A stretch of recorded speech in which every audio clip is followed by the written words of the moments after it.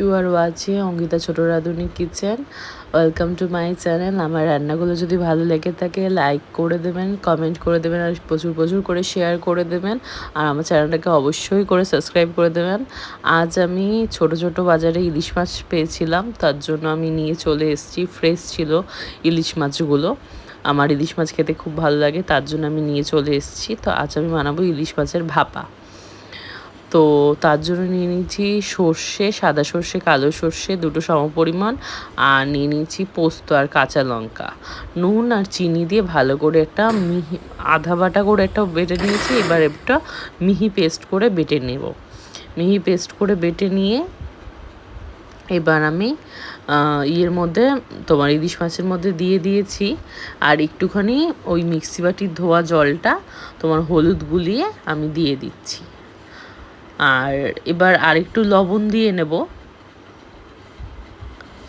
হলুদ বেশি দিলে আবার ইয়েতে সর্ষে রান্নাতে ভালো লাগে না দেখতে রান্নাটা। এই যে নুন দিয়ে এবার আমি ভালো করে মাখিয়ে নেব। এবার ঝোল অনুযায়ী জলটা দিয়ে দেবেন। যদি খুব ঝোল করার মনে হয় যে ভাপাতে খুব ঝোল করবেন, সেই অনুযায়ী জলটা দেবেন আপনারা। তা আমার এইটুকুনি লাগবে, তা আমি সেরকম পরিমাণে জল দিয়ে নিয়েছিলাম। এরপরে দেব হচ্ছে একটুখানি চেরা কাঁচা লঙ্কা, আর দেব হচ্ছে খানিকটা সর্ষের তেল। তো চেরা কাঁচা লঙ্কাগুলো আমি দিয়ে দিলাম।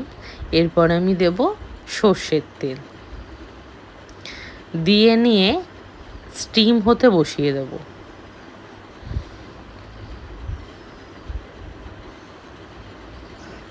এই যে সর্ষের তেল দিয়ে দিচ্ছি আমি খানিকটা, বেশ খানিকটা পরিমাণে দেবেন যাতে ভালোভাবে ঝাঁজটা ভালো ওঠে।